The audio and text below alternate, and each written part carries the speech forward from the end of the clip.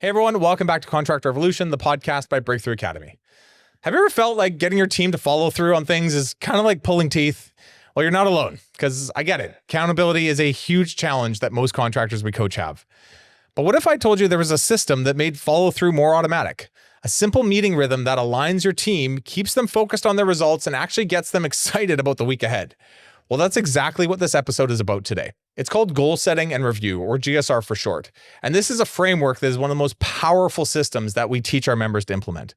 So I recently hosted a web class where we walked hundreds of contractors through how to shift from being less of a boss and more of a coach, and how to get to your team to be truly bought into their roles and the results that they should own, and use the GSR framework to build real, lasting accountability into your culture. So we thought, why not release this as a full session for all of you so you can enjoy it on the podcast? Make sure you grab the resource bundle linked in the description below so you can follow along and implement this stuff right away. So let's get into it. You're watching Contract Revolution, the podcast by Breakthrough Academy, where we systemize contracting businesses for growth. Keep watching to learn how the world's top contractors scale their companies, build killer teams, and make more while working less. Welcome to our web class today on how to keep your staff on track without conflict or coddling.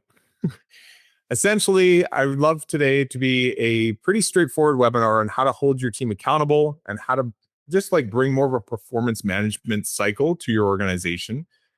All with the idea that we want to probably increase productivity of our teams, increase capacity, and meet the demand of what we have out in the marketplace. And it doesn't have to all be done through an iron fist or through passive aggressive behavior. There is a way to lead our teams where we can all be pointing in one direction, achieving one big goal, but everybody can do it in light of what they take care of within the organization. And you as the owner can drive that team. So lots to get into around that. Before we start on that, I thought we'd start with Livestorm, which is the program you're in right now. It's kind of like Zoom. I can see some of you already found it, giving us lots of hays. Hey, Darcy. Hey, Bob, Roberto, Nick, Jonathan. In the chat, give me just a quick, where are you from? And this will be relevant as we get into this later, but the number of people that you lead in the organization. So this can include your subcontractors and your actual employees. But A, where are you from? Just curious. And B, how many people do you lead? Give me a number, whatever the number would be.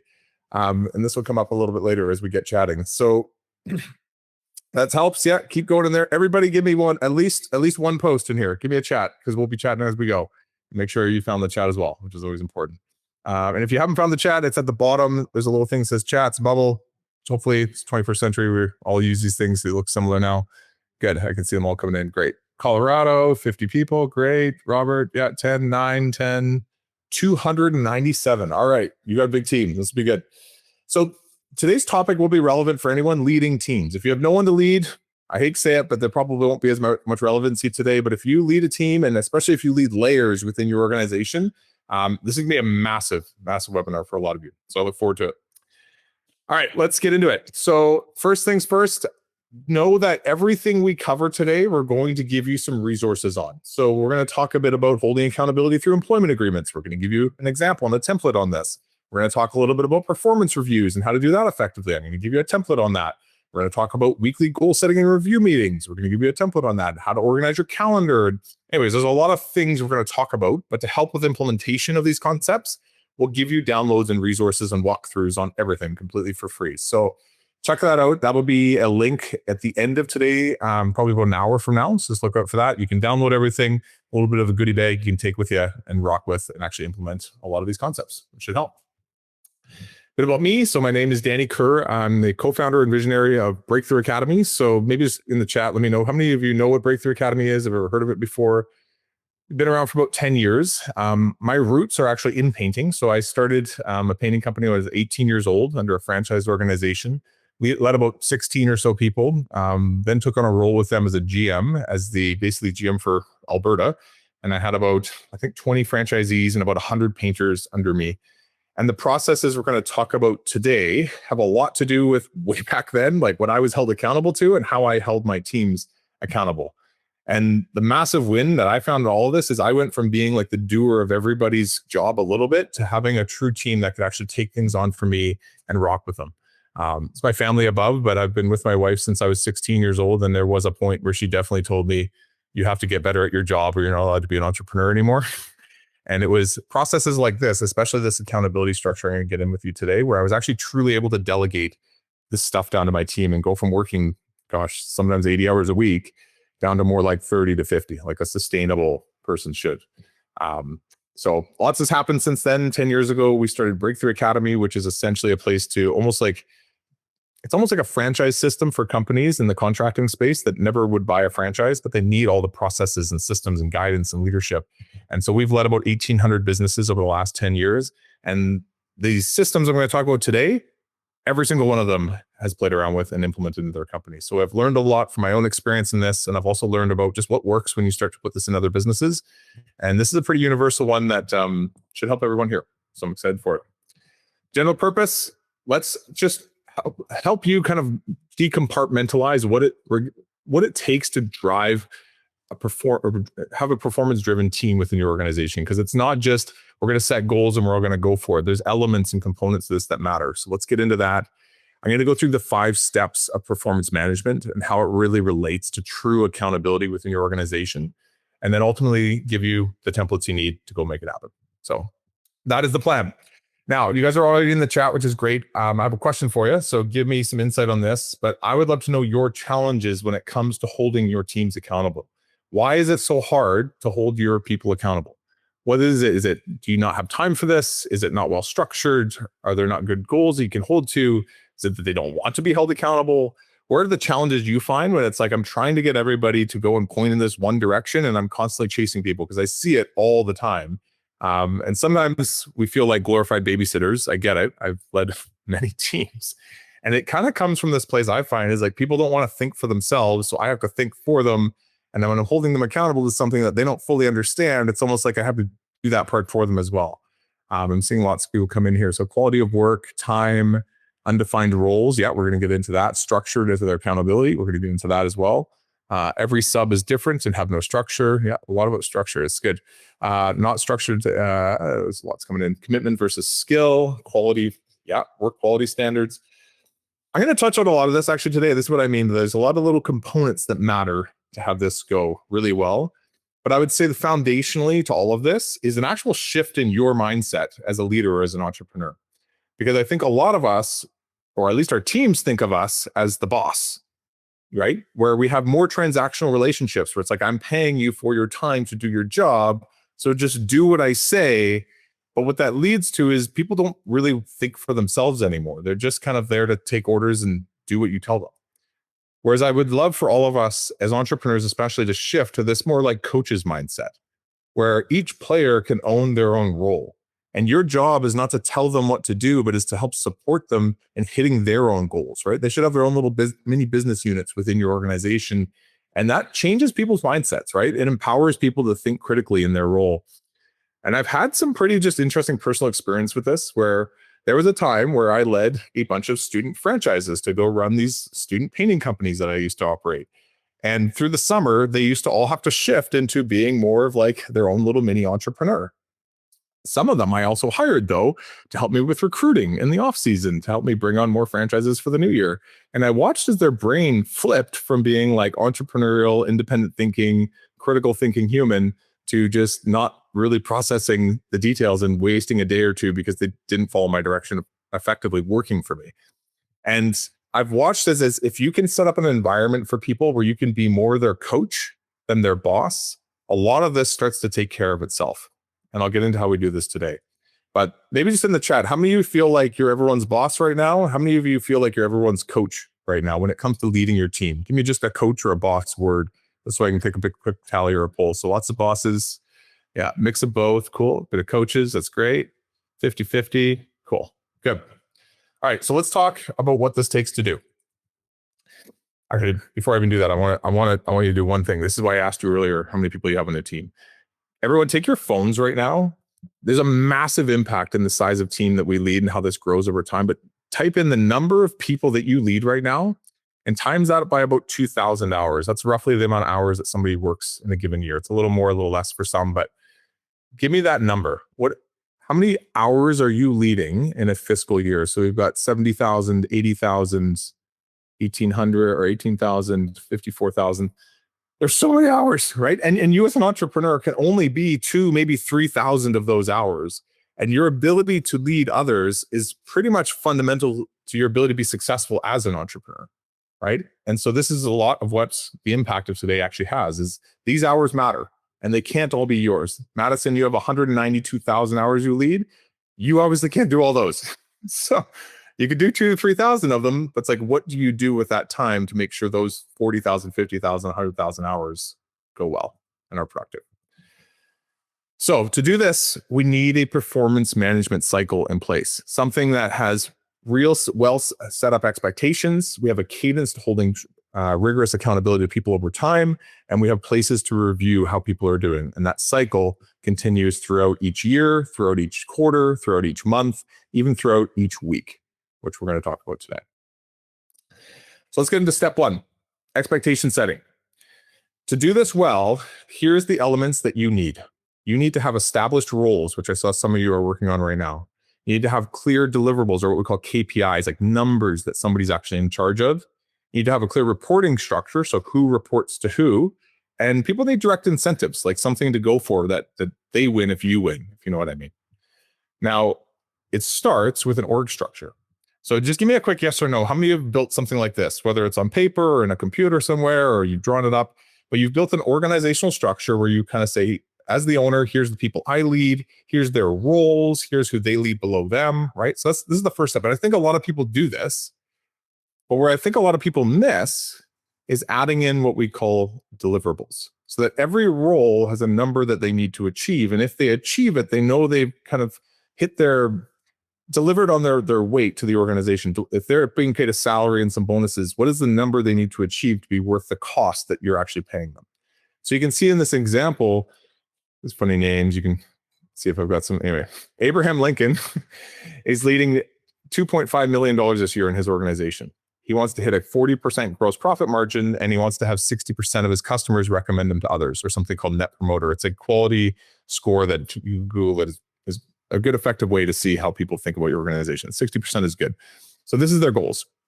Now he's leading an office admin and he's leading a production manager. And within that, the production manager has the same revenue goal because they got to go produce that revenue.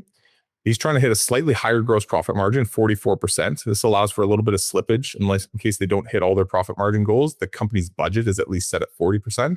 And he's not looking at Net Promoter as much, but he's looking at how the customer fills out their quality satisfaction score at the end of a job.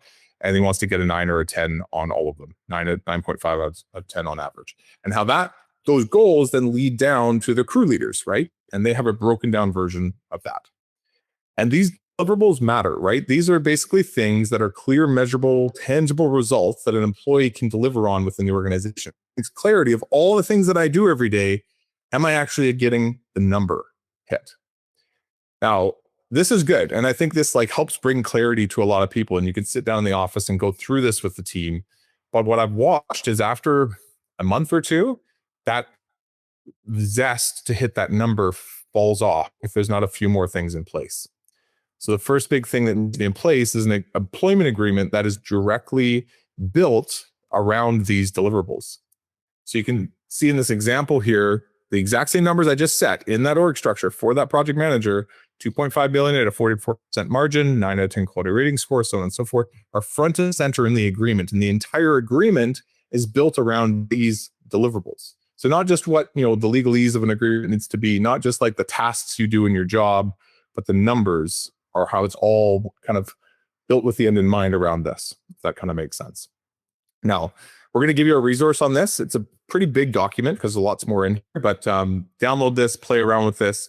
But setting up the numbers in the agreement is a good place to start. Now, what you do with the numbers is you actually build them into the accountabilities. So these are the things that somebody has to do in their job. But if you notice here at the top, it says based on deliverable 1, aka delivering projects on budget and on schedule, or otherwise said 2.5 million at a 44% margin, here's the tasks that you're directly in charge of. So now it's not subjective of whether or not I'm doing my job. It's like, if you're hitting the numbers, you're likely doing all the tasks involved. And if you're not hitting the numbers, let's go look at the accountabilities you have in your role and see where you may be missing, right? It brings clarity to usually subjective thoughts around, I'm doing my job, I'm not, right? Now, within that, we need to also define who reports to who. When do they report in? What are they reporting on? And I've seen kickback on this, and I'm sure you've maybe done this in the past where it's like, I don't want to fill out paperwork on a Friday. It's like, no, this is actually a part of your role, right? It's right in your agreement. This is what we signed off on, that the performance management of you is a part of what you need to do in your role, which we'll get into in a bit around prep. But you need to report to John. You need to report in once a week, and you need to report in on these key elements of what your role actually is. And the final big piece of these agreements is that they actually have a compensation structure that's married into the deliverables or the numbers that they're trying to achieve, right? So if you're going to have a bonus structure, I don't recommend that it's just a profit share year end. I don't recommend that some ambiguous number that they may or may not hit, because it creates a lot of animosity when they don't understand how to actually achieve it and how much they're going to make and what they need to be in control, right? And so this allows them to have that. Here's your base salary. And for hitting these key metrics that we're trying to achieve, here's your upside potential, right? So a good agreement has these elements baked right into it. And if you notice, it's all based off the deliverables we defined in the org structure. Okay. So I'll give you an example org structure in our download package. I'm going to give you an example and a template and a walkthrough, actually, how to build these agreements properly. But these are some of the first kind of key setups that are required. Now, this is good, and this gives people some direction on what they need to do, what specifically their role is, all these good things. What's next, though, is you need to keep up with these numbers you've set with them. Because if you don't have conversations about this for 6 months or 8 months or a year, again, the zest to hit these things, the focus and attention and energy to achieve this falls on the wayside. So the next big thing is you need to have a dashboard where this is tracked, where you can have regular meetings around. So first thing you set, and actually, again, we're going to give you this as a resource, so don't worry, we'll give you a little template for this, but there should be a place to have the annual goals sit. Those annual goals then need to be broken down into their quarterly benchmarks. So this quarter, what are we trying to achieve? And then within that, which I'll show you in a second, there's a place to set goals every week or 2 weeks. So it's all focused in this one little meeting form where you guys can start to have regular cadence of performance-driven management meetings to achieve their year-end targets. This is where you're noticing, like, you're going from being everyone's boss of like, you need to go do this, to I'm going to be your coach and help you achieve this. And you can come to me for things you might need. I'm not coming to you. Like, this is your responsibility, but I'm here to help you, if that makes sense.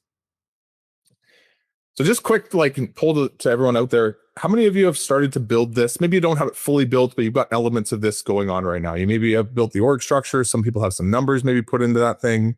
Maybe you've even gone as far as to build the employment agreement where you've actually put numbers in their agreements. And maybe you've gone even further and you have a bit of a dashboard, whether it's on a CRM or project management software, or you've got a little sheet that they use in Google Drive. Yeah, some of EOS systems, good, awesome. So these are the like fundamental elements before we even start setting goals. And this is where it can fall down. If you don't have this built, you can go and set goals all you want or give people bonus structures. But if you don't have these pieces in place first, it usually backfires, right? So this is a piece of what we teach at Breakthrough Academy, actually, is all this stuff. But it's really understanding, like, how do the financial controls of the organization actually dictate the roles, the defined roles within our organization? How do we define these in such a way that we can hold real accountability within the organization? Once we know that, I won't go through all of it today, but it's like, how do we know, reverse engineer who we're actually trying to hire, what the training process should look like, and what our sales and marketing process should look like? It is kind of a central pillar, I think, to how most organizations should scale. And until this is in place, it's very hard to scale, right? Because you can get to 1 million, I think, without this. But I think the path from 1 million to 10, this needs to at some point get implemented. Okay. Now, let's go deeper. Let's talk about how to do accountability within the meetings that you're going to have. So these meetings are usually every week to 2 weeks, and they're consistent. And there's something where you're there to, again, coach them through their year to achieve their year-end deliverables that they've committed to with you. So let's get into these meeting rhythms. So good meeting rhythms, if nothing else, are consistent. They're a part of the routine. They're in the calendar, blocked an entire year in advance. They're not randomly set up every Tuesday and then on a Thursday and then on a Friday when we have time. They're consistent. One of our coaches, Ian, he lives and dies by this. He makes sure his routine with every single person he coaches, every single person that is under them, has this in their calendar before he'll move forward on anything. Now, the good news is you don't have to meet with every single person on your team. You need to meet with your direct reports. So this is just a visualization of what this looks like for most organizations that are growing. But You should at some level have usually a sales manager that you're in charge of, an office admin, and a production manager that you're in charge of. You're not doing with all this with all your salespeople. You're not doing this with all your crew leads or all your painters. You're doing with this with the people that lead key pillars of your organization. Now, I will say, I also know and I get that not all of you have these roles yet, and that's okay. So you might be that key person in charge of the sales side of it or the production side of it. But as you grow, you want to know that these are the roles that are going to sit in between me and the rest of the org. And my job, really, as we grow, is to hold these three individuals accountable to their deliverables. They will then hold the team or the company accountable to everything below there, if that makes sense. So within that meeting rhythm with these, say, three people, for example, you want to have these things done on a weekly or bi-weekly basis. It's not a ton of time. We'll get into how much, but it's about a half an hour meeting where you're going over their goals versus their actuals and helping them through their year. Like I said earlier, this is only with your direct reports, and it doesn't have to always be done in person. If it needs to be done online, that's totally fine. But the key is that they're consistent, right? So this is the meeting rhythm to be able to hold people into a accountability structure around their deliverables. Next thing is they need to prep. So back in the day when I did this with my franchisees, I would always have them prep on a Friday, have it submitted by 5 p.m. on a Friday. I was sometimes calling people at 5:30 because their prep wasn't fully in, but there was an expectation to not just like show up for the meeting, but to have scheduled time to actually do the prep. So prep is done by your direct report prior to goal setting review meetings. I usually had them do it on Fridays. I then reviewed it on either a Friday afternoon or I usually, honestly, I did Monday mornings, right? So Monday morning, I'd be reviewing everyone's prep, what they said, they did well, what they didn't do well, what they're working on for the next week or two, and any key questions they had.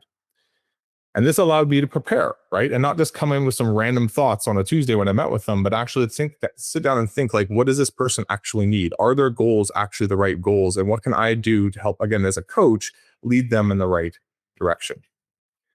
So like I said earlier, there's a dashboard for this. So it's fairly simple, but I think because it's so simple, I like it. And it'll give you a place for them to prep all of their stuff leading into these meetings. Question on prep.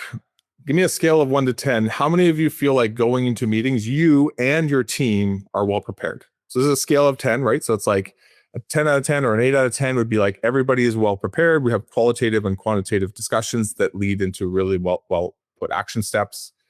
A lot of us might have a bit of a plan, but they often get distracted or dislodged throughout the meeting. And some of us don't have a plan at all. We just go into meetings a little unprepared. So I see numbers all over the map. Thank you guys for being honest. Jason, good job at the 9. All right, cool. Okay. So we started to prepare. We started to get things ready. We're coming in. We got a good mindset of what our people need. They have a good understanding of where they've been and what they've done. Now we need to go into the meeting itself.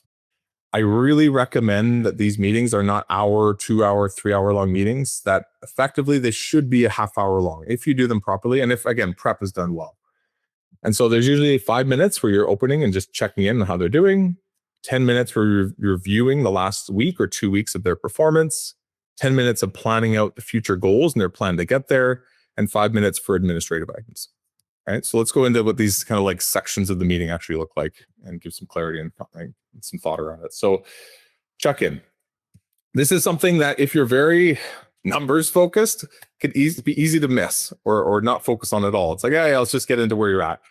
Take time to see where your people are at. Take time to understand about their weekends, what's going on with their kids, what's exciting them, what's stressing them out, because this will fundamentally change the course of that entire next half an hour, right? I remember one of my franchisees years ago, Brandon, what's his last name, but he was having a hard time. And I was spending every week trying to get him to get his crews hired, to get productivity out of his team. And it just was not happening. And I finally just took time in the beginning to listen to him, right? I took time to seek first, understand him before I sought him to understand that, hey, he's behind on his goals. He knows he's behind on his goals. And the more we were having these meetings, the more frustrated he was getting. And I realized this meeting does not need to be right now about the fact that you're behind. It needs to be about you, where you're at, emotionally, mentally. He didn't have a skill issue. He'd been around for a lot of years, but his performance was dropping every single week that we were working together. And it came down to his buy-in to the overall organization and what we were doing, because he was lost. And I realized out of that meeting, we don't have to go through numbers today. We don't have to talk about any of this. Let me just like hear where you're at. Let me hear you out. Let me like understand you. And then actually set up another meeting entirely out of this where we can just go have lunch together. Let's just talk because there's something going on with your alignment. And so I find that opening and check-in section, if not done, you can just go through the rhythm with your people and they'll go through it with you. And they probably won't say much, but you can massively miss the mark if you don't take time to understand where they're at personally and professionally before you dive into the numbers. Okay. So that's the first 5 minutes. Assuming things are going okay, next step is to get into the performance review of things, right? So in the last week or 2 weeks since we last met, was the goal hit? Was it missed? By how much? And most importantly, why? Because we can go and do the same thing every single week to try and just do more, work harder, be better, or we can strategically understand what's causing the issue. What's the root problem of why a goal might be missed? So I've seen this before where, production's happening, productivity's down by 10%, and we're falling behind on our schedule, right? Who's ever had this before? You've got a full booked schedule of work, and slowly you guys are like having to call customers being like, hey, we got to push you out a couple days. Hey, we got to push you out a couple weeks, whatever it is, right? Well, I could just be like pedal to the metal, work the crews harder, make them work more hours. And you can only do that for so long before you realize like it's not happening. And I go into the math of it all and I go, okay, if we're down on 10% every single week and we're averaging looks like 35 hours per painter that's working for us, we can keep pushing these painters. But I know in July, August, and I'm sure you guys know this too, they get tired. I think we just need one more person.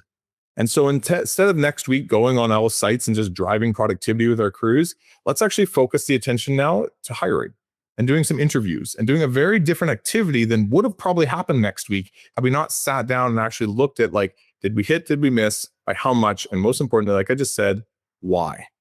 So we can get our teams working on the things that actually matter, not just doing more of the same thing, right? Learning and insights on this are huge. So we can take the learning, what we've gotten from this, and we can start to make our future plan. Now, this plan is only for the next week or 2 weeks, but what's very important about it is that it's the right stuff, right? It's the stuff that actually is going to make an impact to the long-term goal. Because I've seen this with a lot of people too, where it's like, what's your plan for the next 2 weeks? Do 24 estimates, produce $20,000 worth of work, hire 2 guys. All good, but are they the right goals in context to where we're trying to go for the quarter? And this is why the sheet always has the annual and the quarterly goals in it. Because while we're setting biweekly goals, I can actually sit down and be like, is this actually leading us to where we're going? Or is this just a bunch of busy work that makes us feel good? Right? I know even some of the people on my team right now, I'm leading my sales team, and it's like, we are going after all kinds of different targets. And we're also trying to build a dashboard for the sales team. And I'm looking at it and I'm like, is this dashboard actually the most important thing to get done by the end of the quarter? Or is it more the people work, some of the training we need to do within our organization? And when you start to pit the biweekly goals against the quarterly or even the annual, it brings a lot of clarity to what's truly important, right? And I get caught away with this too sometimes because my team gets passionate about doing certain things every week. And I'm like, go for it. But does it actually relate to the goal, right? Is a very important question to ask. Once we've established the right goals, we know they're pointing in the right direction, we then can start to look at their calendar. Give me a yes or no on this, but how many have a calendar for yourself, but also for your team, where everybody has a block schedule? And this is probably not as much for your painters, but this might be for your salesperson or your production manager, people of this sort. So it's important in these meetings to go through their actual calendar and say, is what you have block scheduled for the next week or two actually relevant to where we're going in the goal? And can we actually clearly optically see what you're spending time on this week relates to what we set as a goal? Especially if we're going to change the goals a little bit or shift them based on some strategy changes, we need to start to move that block schedule around so they spend time on things that actually matter. I would love to hear your calculation on this. Based on like a per person average, how many hours do you think gets wasted in a week because people are working on the wrong stuff? So not that they're not working, they're working hard, but they're working on the wrong stuff. How many hours do you think gets wasted every single week per person on average? 50 bajillion. 10, 4, 10. I would agree. I think it's probably about a day a week, right? It could be more, but it's probably about a day a week, which is pretty huge when you add all that up by people. And so this is a chance in your like actual goal setting, not to just set a number or an initiative, but to actually make sure it's planned out well in the calendar, right? It's thought through. Then final section of the meeting is the actual administrative stuff, okay? So this is the non-goal related questions, things for like, uniforms are coming out. I need to know your size. We had a minor security breach last week. Make sure your passwords are updated. Hey, vehicles are going in for service on Friday. Like, please make sure you drop it off at the mechanic. It's all the random stuff that you might need to communicate with them and stuff that they might need to communicate with you that's not urgent, right? And so you guys notice this? There's phone calls that you make or they make throughout the week that are just like quick check-ins on quick little things, and you're constantly a bit ADD around it. And then they're calling you when the timing's not good to ask you a quick question. If it's not absolutely urgent to the day, the answer is to put it in the GSR prep, right? Put it in the goal setting review prep. We're going to cover this on Monday when we meet. And this is your chance for you and for the person you're leading to have one centralized 5-minute space to get through all that administrative stuff and get rid of all those random phone calls happening throughout the week. Okay? So, pretty productive 30 minutes, right? 30 minutes to lead an entire person's week. Or if you can do this either weekly or bi-weekly, but I usually think every week is good. Half an hour, open and check in. Where are they at? Make sure I'm leading them the right way. Performance review, what happened? Did we hit? Did we miss? And why?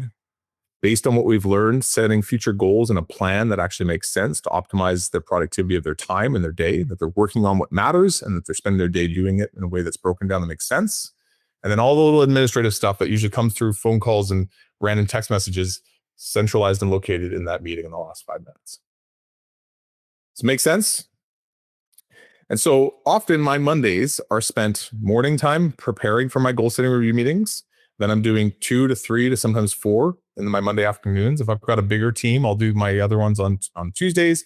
And what I'm really trying to do is get my whole team set up for success for this, so that their week goes well, right? And the cadence continues week after week after week. Friday, they're submitting everything in, and away we go with accountability structure. Okay. Tanya hates those. And this makes a pretty big impact, right? This is Dan, one of our members, but his net profit went from $525,000, which ain't bad, up to over $1 million in 1 year, just based on working on GSR and accountability structure. Like, this is massive when you start to look at the time that we take as individuals, as entrepreneurs, doing our job plus everybody else's, them spending, say, 10 hours a week doing things that aren't really in the right vein of productivity of where we're heading. And then you're hiring more people as a result to cover for mistakes, when really a lot of it stands within the people you already have. And it's just lining them up with the goal. And is that goal actually leading to the company goal? And are we all working on one thing as one big kind of like unit versus individually just trying to make money off our hourly wage and no one's super aligned? Now, this is good, right? So if you think about what we've talked about, the setup of all this, so we're like, okay, we've got goals by person. We know who's reporting to who. We've got like, bonus structure that's all related to this. We've got a meeting structure that we're now putting in place. But where does all this lead? And I mean, shoot me in the chat. What do you think all this leads to at the end of the year? What's one piece that we need to do at the end of the year to make sure we've wrapped a bow on this and actually like drove performance to a result? We have one more thing we should do with this person year end. What do you think that is? What do you think that is? Let me know. Mike T's typing first. Israel's going next. Performance reviews. Bam. Or annual reviews, whatever you want to call it. There you go. Thanks, Kelsey. Annual reviews, right? And so these annual reviews, again, should be built in a way that reflects on what they've just been working on throughout the entire year. So again, here's another template, an example we're going to give you for download. But this allows you to actually sit down and go, okay, every year, how did you do? What was your role that you were in, and how was your rating out of 5? And so there's a little grid here to help you with your ratings. On the next page, what were your annual deliverables this year? What was the goal? What was the result? And how did you do a year ago? And ultimately take time to review goal versus actual, but for their entire year, right? From there, overall areas to continue, areas to work on, and it's a place to sign off for the year. Annual reviews mean a hell of a lot more when you coached them through that entire year. You worked with them and went to battle with them through the highs and the lows of the seasons and made sure that they achieved, or if they missed, you understood why. An annual review with just, hey, I didn't talk to you much all year and here's where you're at, can leave people with a lot of animosity, not understanding, hey, if you would help me in this, or why are you giving me this rating? But when you're actually their coach and you spend time all year going to war with them, these types of meetings are massively powerful because they hold all that year's experience in one awesome, well thought through meeting. And again, it's all leading one into the next. So Drew says just upper management. For annual reviews, I would say your whole team should have them. Actually, this is a good point, Drew. So what I often did is I would go, I'm the owner. I'm going to lead these 3 people, sales, production, admin. They're going to then lead the people below them. My production manager did not necessarily do like GSNRs with individual painters, but they would do crew site meetings every single week where they go through the crew plan, what projects were on the schedule, and had goals with them on what they wanted to complete by what time in the week. And so that we could schedule everything accordingly and hit our hourly targets that they're all trying to achieve. So it was a bit of a different GSR structure. It was a bit more loose and it was on the job site and it was all about jobs. But that said, everybody would have an annual review, if that makes sense. Okay. Let's just recap on where we've come. So we've talked about setting clear expectations, right? There's a bit of work in doing this and doing this properly. We talked a bit about consistent meeting rhythms, having something every single week or 2 weeks that they are in the calendar pre-scheduled for the entire year. We've talked a bit about the prep required by your team and by you as the leader. We've talked a bit about defined meeting structure, so what those half-hour meetings actually look like, and then leading that all into the annual review. And these are the key principles I would say to have a good performance management cycle. This is the stuff that for years I was held accountable to under the franchise organization I was with, and how I led over 100 painters every single summer to go and achieve and produce all this work. And it was really neat to watch how like the CEO's decision making would make it all the way down to a painter's paintbrush within a week, and vice versa. The painter's experience would make it right back up to the CEO within a week because the communication lines were constant and they were consistent and they were dynamic as things changed and moved. What you'll notice is you're going to actually see measurable results change in people. Those 10 hours a week that are getting wasted will start to get actually used for productive things. Way fewer phone calls, right? Like I lead my team on a Monday and a Tuesday. Usually don't hear from them a ton Wednesday, Thursday, and sometimes Friday even, right? Because they know when their time is to meet with me. They've got all their stuff prepared. They feel ready to go. They can be focused. There's a lot more buy-in to the actual vision of where we're going because they feel like they're a part of something with me, not just doing what I've asked them to do. They're going to earn a lot more. We've got performance incentives actually baked in so they could be in charge of their own success. And I do find A players, this is kind of what they're looking for in a role, right? So something interesting to me is I've spent so much time like recruiting and hiring and training and developing especially young people in the contracting space. I've noticed this. People who are looking for like a way to pay their bills and maybe save a bit of money, how much they make per hour matters to them. It's probably the number one thing that matters to them. But as soon as they make enough to pay their bills and maybe save, say, 10%, what becomes the next most important thing is how they're contributing to the team, whether or not they're being built into, whether or not they feel a part of something that they can build with others, right? It's not about making more money all the time. It's about their ability to feel like they're a part of a game that you get to play with them and to have a coach and somebody who actually cares about their progress and where they're going in their career. And it's stuff like this that makes a massive difference. So this is not statistical. I wish I could show you the actual numbers on this, but here's what I watch happen on teams. You go and you set up goals with your team, you give them all targets, everyone's excited, and for the first quarter, it actually goes pretty okay. But without constant upkeep and goal setting review meetings and the constant coaching methodology of like, I'm here to help you hit and achieve your targets, they lose the vision and direction, and you're still just tying them through all this. But with GSNR, with that meeting structure I just showed you, where it's half an hour every week or 2 weeks, you're enabling you and your team to stay aligned on the long-term vision of the organization and make sure goals are achieved by year end.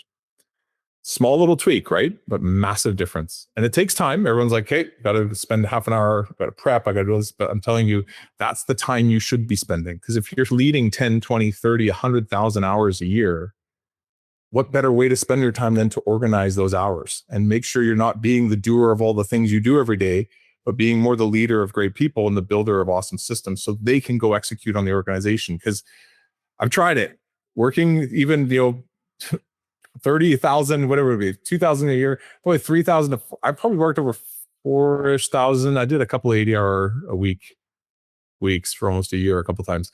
You cannot outwork a dysfunctional business. And if people don't know where they're heading, you cannot drive performance within the organization. So take this time, have them prep on Fridays, do their meetings with you on Mondays. Make sure you're taking time to build a structure so it's appropriate goal setting that they're actually going after. I'm telling you, the organization will start to move forward without you having to put in so much manual effort. Okay. Now, I have one important question for all of you who are listening, especially for those of you who are entrepreneurs. Who's holding you accountable? Because this is good for your team, but what do you actually need to stay on track to? Right? A lot of us struggle with what I call entrepreneur ADD. It stands for like another darn distraction. Right? And we often have goals and things that are big ideas that we want to go after, but the path to get there gets muddled because we have new ideas and the market changes and somebody quits and we get distracted and we stop focusing on what truly matters. And when we stop doing that, you can go set up all the structures I just showed you. Watch as that manifests into your entire team. So you as a leader over everybody else needs to be the most clear and focused and accountable to where you're actually heading, right?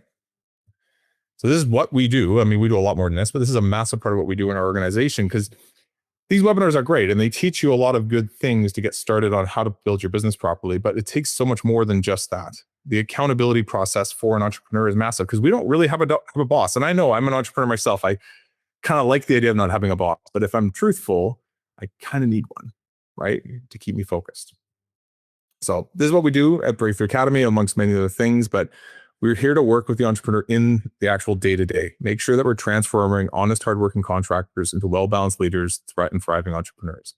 And the funny thing is, we're doing GSR with our members. Our members are doing GSR with the middle management team and so on and so forth down the line. But we are holding tension right from the top of the organization.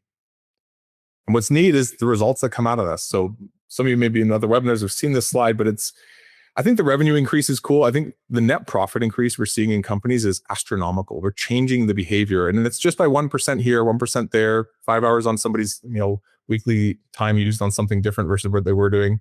Average business is making an extra $168,000 a year in net profit because the owners focused on what truly matters instead of all the other little things.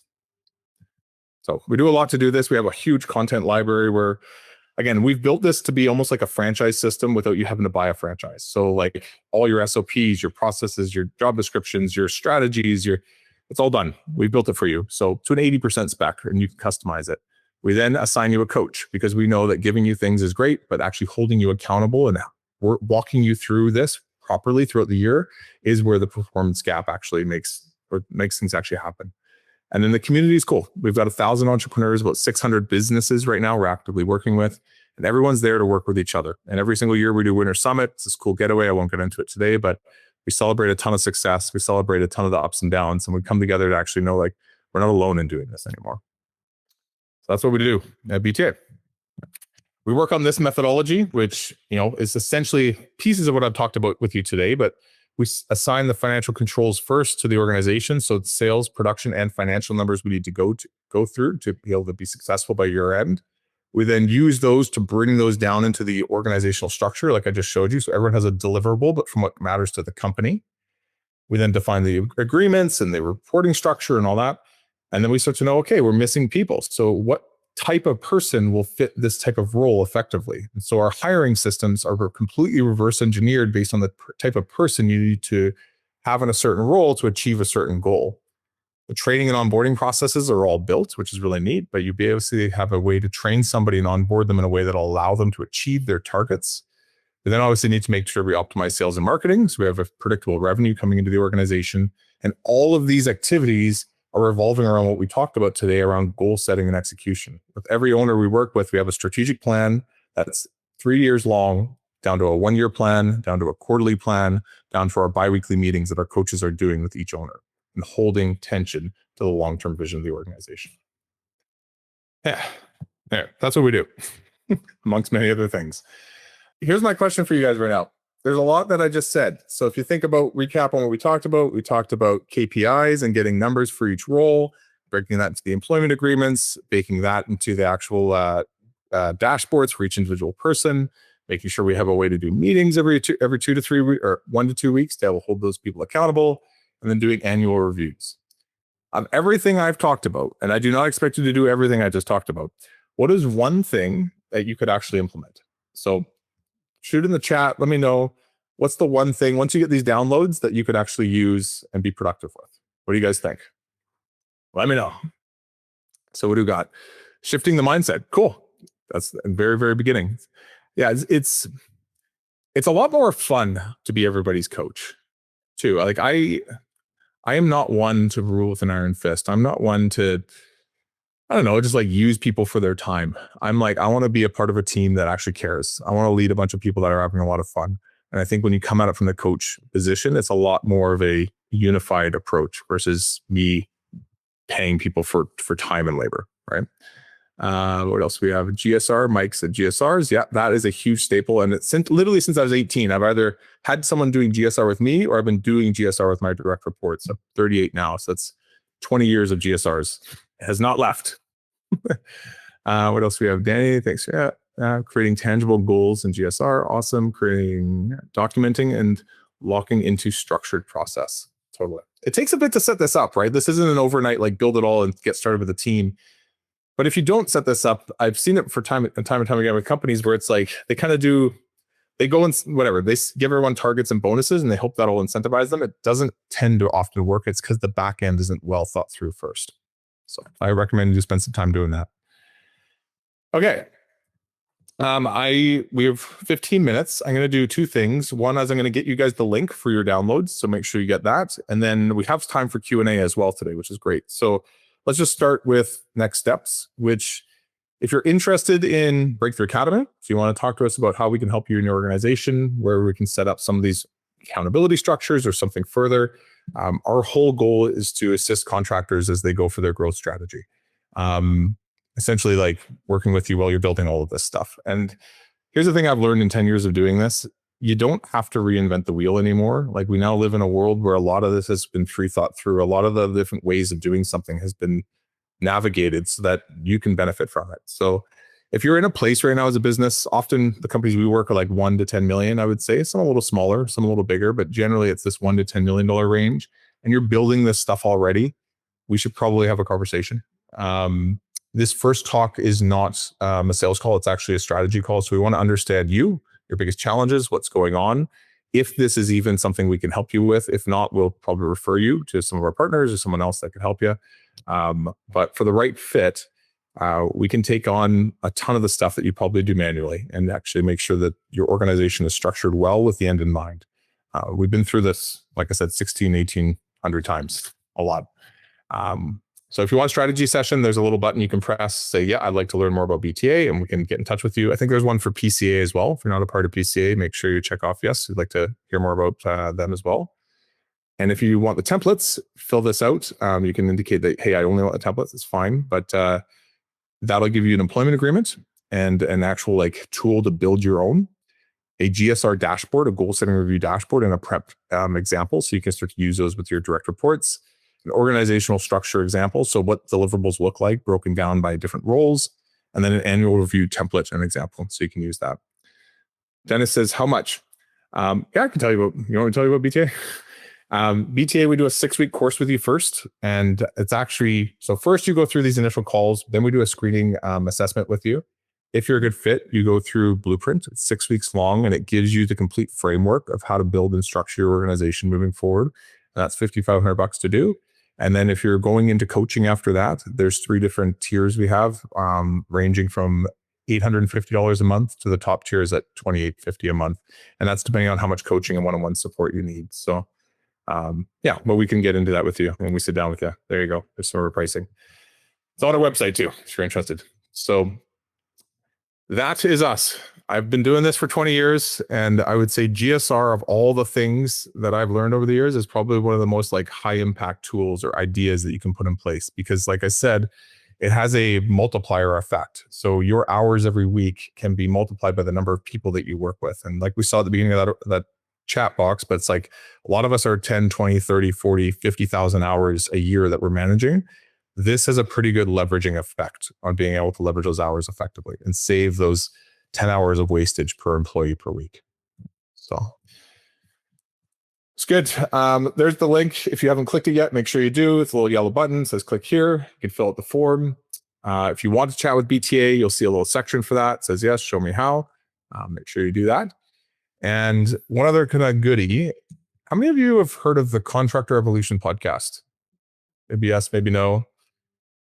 It's essentially we'll do weekly drops on all kinds of education for you guys, and it's completely free. And we've got it on YouTube, we've got it on all the major podcast sites, and this should lead a lot of you to while you're driving around or sitting in the office and just want a little dose of inspiration or thoughts.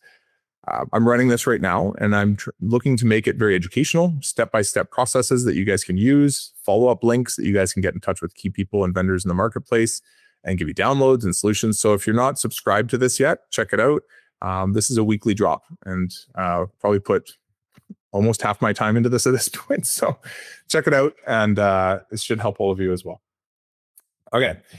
We have got 12 minutes, which we can use for Q&A. So if you haven't yet, or you had questions throughout, I'll get my team to gather them, but submit some questions. Anything you'd like to know about GSR, about goal setting, about KPIs, targets, bonuses, GSNR, annual reviews, anything else, happy to answer. So how do you become a coach in your business? How do you become a coach in your business, Nicola? I mean, essentially, Nicola, the idea behind all of this is you're giving your team the autonomy and an opportunity to go and make what they need to make by achieving targets within the organization. And when the goal is up to them to go achieve, the idea is that they need to come to you for advice, support, and feedback. So instead of saying to someone, hey, I need you to produce whatever, $20,000 this month, they're coming to you saying, I want to hit my bonuses. I want to produce 20,000, or I want to produce 25,000 even, and achieve more on the bonus. Can you help me with this? And you are there to help your people achieve their goals, not to go do it for them or to tell them because I said so, if that kind of makes sense. Alex, how do you retrieve data from your painters and teams automatically? So there is an interesting, let me see if I can pull this up for you guys. I actually just did a podcast with a company called Protiv. Let me just pull up their website. I'll show you them. There's a few different solutions for time tracking. These guys are really good at performance-based pay. So they'll take all the time calculations by site and start to go goal versus actual on these sites, and allow you to have a really good dashboard for your crews so they can actually make money based on how productive they are based on the budget versus actual and what they go achieve. Actually, I'll put this in this chat box as well. There's lots of other solutions these guys I just recently did a podcast with, but they've really tried to attack the problem of actually like tracking good hours and like rewarding the crews accordingly. Any ideas on how to something similar to here? I'm going to go to my moderator section. Aaron, if you can put these in the moderator section, I'll look at them from there. This is if you're coming in. Okay. How do I add deliverables to existing agreements without deliverables? So Myra, I would take some time to think through that org structure first that I had shown you, and think through what the company's goals actually are, and then what that means for each individual role below you. I find that deliverables that matter are usually like revenue, profit, or quality focused. And if they can be all three, it leads to a much more like balanced approach. That if it's all about revenue, they're probably going to produce work that's not that profitable. If it's all about quality, they're probably going to produce not a ton of work or work that's not profitable. But when it can be a quality, volume, and profit metric, 3 different metrics, that's usually a good sustainable approach. How you add them, I mean, you will have to put them into their agreement, build the agreement around the template I gave you, and then sit down and do an actual agreement review with them. I don't recommend everyone start setting goals tomorrow with their team. I would take some time to track this stuff first with them without the risk of them, losing or gaining pay on this, and see how their productivity changes over time and see where their opportunity to make money actually is. At the end of this year, it could be a good time to do an agreement review with everybody and get them locked in for performance results going into 2026. That makes sense. How do I build an org chart when I am the only project manager and sales guy? Well, Adrian or Adrit, I would say for now, build it with 2 versions. So one is the current state of things, and still put in deliverables for your individual painters, okay? But build the next version as well, like what you're building towards. And that way you know who you're going to be hiring at what stage in the business, and you can even see who you might even end up promoting as a result. So build current state today, and then build probably, let's say, a year or 2 state as well, so you can see where the organization is going, and everyone else can as well. The people that are in those roles are probably going to be people like you. So your name might be in the owner role, it might be in the salesperson role, and in the production manager role. That's okay. Eventually your name will get erased and someone hired will get into those positions. Lewis says, how do I track that they're actually performing the accountability structure? They say it, but may not execute. This is where project management software or CRM like Paint Scout we were talking about actually matters. So a lot of this should be numerical. Some of it's project based. Then you can use like an Asana to execute projects with them, or you can track how they're doing on the project itself. And if it's numbers based, it's something that either through QuickBooks or a project management software should be easily referenceable in their like results section or their KPI section. We've built a custom one through Zoho, so we have a dashboard that pulls all these metrics from different places. But I would say the best place to start is your project management software and what you currently can actually track. Jason says, do you follow this GSR process with subs also? You can. You do have to be careful because there is a legal difference in your ability to direct them. But at some level, if they have goals or you have goals together, you can have meetings with them around the strategy to achieve those goals. Yes. And it depends. Like some of your subcontractors might have entire businesses where they don't really care about you, but you could say, hey, here's how much production hours I'd like you guys to take care of this year, and then work on how you guys are doing as two companies to achieve that by year end. What else? Can you do a performance review with subs? Yeah, same question. So you can, but you cannot mandate anything out of it because they're independent contractors from you. But having an ability to sit down and go, here's where you did well, here's where you didn't do well, here's what I recommend, is fine, right? It's a conversation. Carly, how do you pull your guys and gals off jobs to have these GSR meetings? So Carly, I would say ideally, this is your production manager doing this. If you don't have a production manager, what I did for site visits with my crews is we would have basically like a chart for the week, or sometimes 2 weeks even. We would have the jobs scheduled that they're basically needing to get done. And we would have like by Wednesday lunchtime, we want this job done and wrapped up. We're going to do our crew move at lunchtime so that Wednesday afternoon and Thursday, Friday, we can go on to the next project. And we had goals around the schedule of the jobs. And I would be on site with them as a group doing that, right?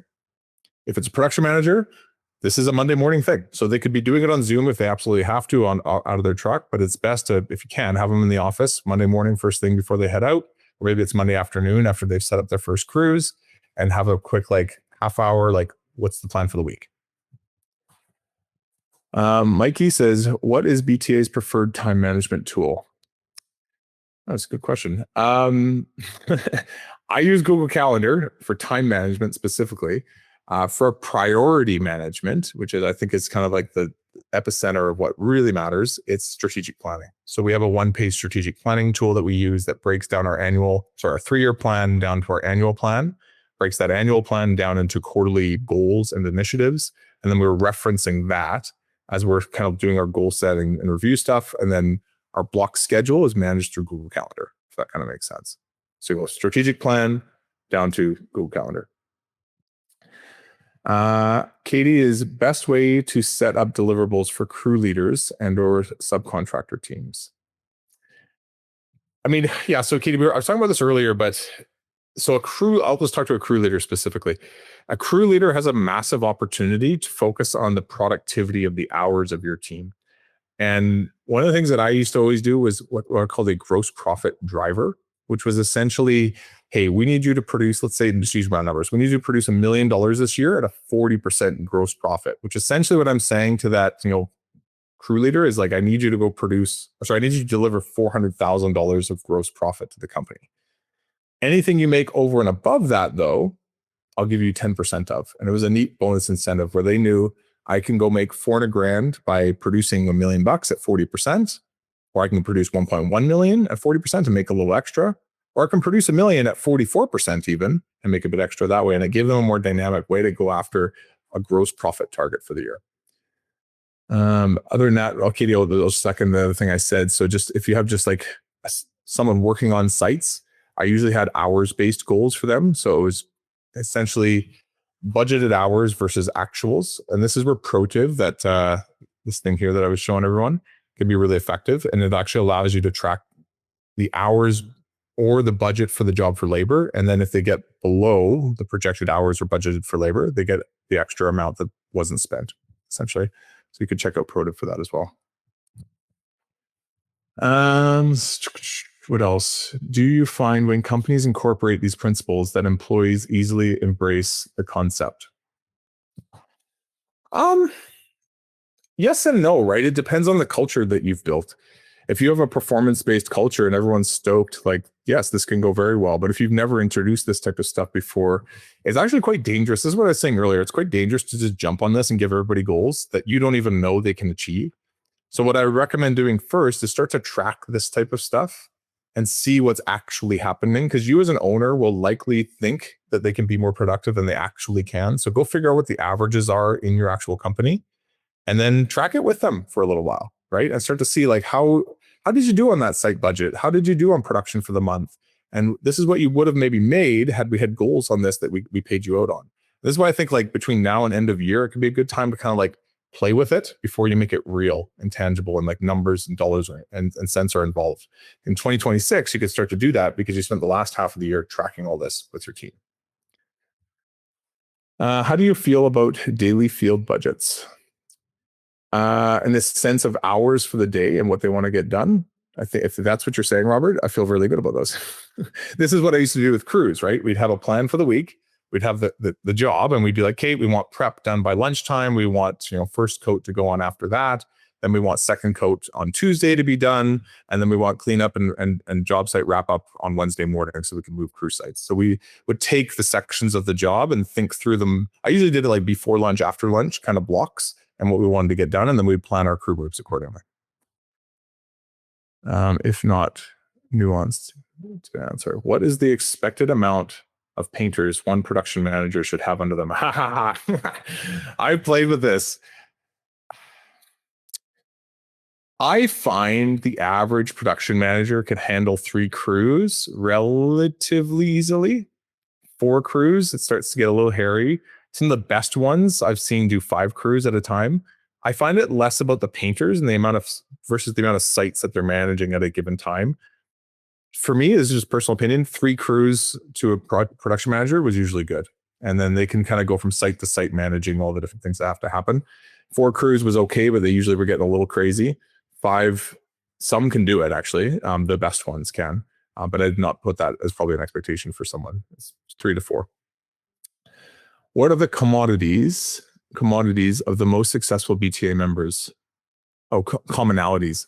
What do they succeed where others are mediocre or fail?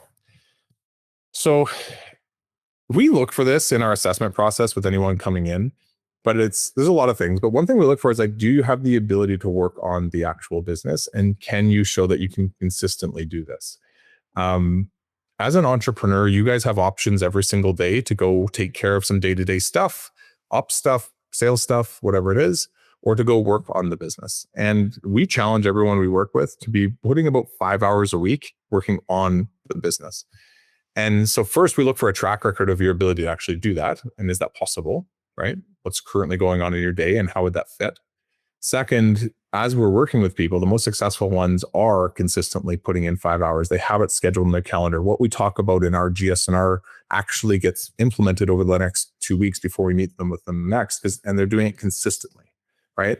And consistency is key because you can go in the off season and go bust out a whole bunch of production or build out stuff for your organization. But if you can't through the off season or through the busy season still have about say 5 hours a week to work on the business, it does lead to a lack of productivity over time and missed goals and things like that. So I think there's a lot of things. There's fun. So let me start with that. There's time management and being able to put 5 hours a week to work on the business. There's also what I call fundamental, the ability to handle stress in pursuit of a goal, which most entrepreneurs I think kind of have baked in them. But I think it's a certain level as you grow, you start to really stress test yourself. Like, can you still stay focused and mentally and emotionally engaged through the ups and the downs? It's something even for me, like I gauge myself in this. I'm like, how much stress can I actually handle while trying to grow my organization? What's too much and what's too little? But can I stay true to the goals I've set? Can I stay mentally like on for my team, given the highs and lows of being an entrepreneur? And some of you who maybe have $100,000, $200,000, $300,000 business and you just crumble under stress, I would not recommend turning it into something more than what you have it, which is an owner operator model, which can make you a lot of money actually, but there's less stress because you can manage it all yourself. But if you've been battle tested and you're like, I can handle stress, it's okay. I don't want it to last all year, but I can handle a couple of bad months and come out of it okay. And I learn a lot from it and I'm not negative. And I feel like, yeah, I'm growing as a result. The ability to handle stress is pretty big. It actually was something I interviewed every single franchisee on I ever worked with. It's like, can you handle stress in pursuit of a goal? And then, yeah, can you manage and maintain some time to work on the business? What else? Would a production manager be similar to a field supervisor role? Yeah, so there's your production manager, and again, some of these terms they change if you're in painting or construction, but there's production manager is maintaining all the crews, and then you would probably have like a crew lead, right? That would be on site, and that could be called a site super or a crew lead or whatever it is. They're still painting, but they're also managing the customer relationship, often picking up the check, looking over quality issues, making sure the production schedule's on point for the jobs that they have.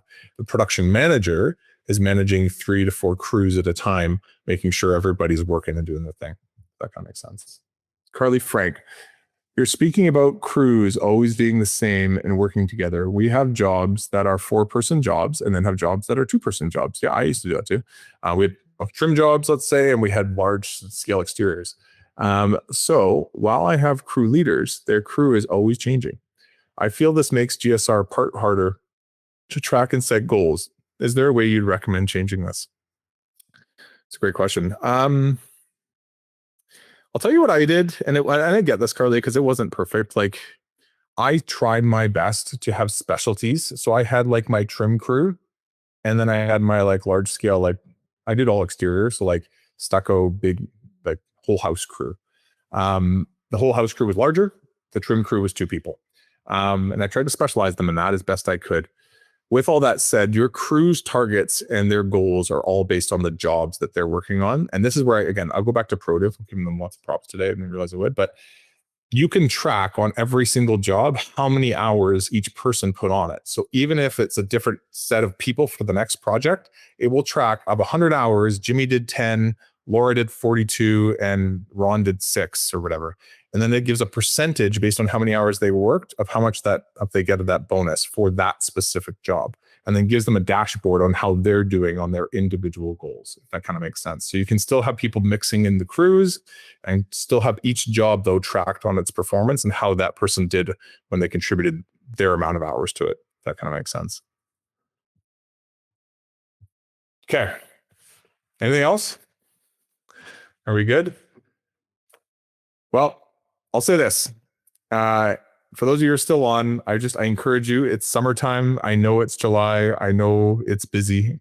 I encourage you to take some time over the next couple of weeks to just think through what the goals of your organization are and what the individual goals would be by person. It doesn't mean you need to roll it all out to everybody and start adding bonuses and job descriptions. I think a lot of this can be slowly built over the next 6 months so that you can launch in 2026 with a lot of this with your crews. But start to think through what the goals actually should be. Start to see what the actuals are. Start to think like, how do I track this information? And what do I have right now to be able to track this in a simple way that's not overcomplicated? And play around with it this summer to see what makes sense and what doesn't. And then over the fall, start to build a lot of these structures in place so that you can launch this with your team in 2026. That'd be my recommendation for all this. So cool. I think that's what we got. So thank you guys for being on today. I hope this was helpful. We've given you lots of things to think through, a big download package. If you haven't got it yet, make sure you get it. Play around with it. If you want to talk to Breakthrough Academy or PCA, I think is an option in there as well. Make sure you give us a chat. We will spend some time. We'll flip the script with you a little bit. We won't talk a ton. We're going to listen to you for this first meeting. We want to understand what's going on in the business, what the core challenges are, and if we can actually help you. But this idea of kind of scaling and growing a painting company has been figured out. I guarantee you. The business of contracting is not a big mystery. And I think all of us are starting to work on this stuff. And scaling from 1 million to 10, there is a path, right? I always describe it as like the individual entrepreneur is carving that path with a machete through the jungle, just hacking away at bushes. We've made a highway and we can put you in a car and we can just drive you to the destination. You're still going to have to do a lot of the work along the way, but the amount of like trees that you have to hack down with a machete are far fewer, and the accountability to actually get there and the support from all of us, it makes it a hell of a lot more fun of a ride. So if you're working on this, I recommend you get in touch with us and we'll see if we can help you. Other than that, I'll let you all get to your weeks. It's Tuesday, and I'd imagine all of you have lots going on. So thanks for being a part of this. I hope this helped, and I'll let you guys get back to your week. Thanks so much for watching. If you thought today's episode was awesome, it probably means you should subscribe. You're going to get more Contract Revolution episodes in your feed, and I'll see you next week.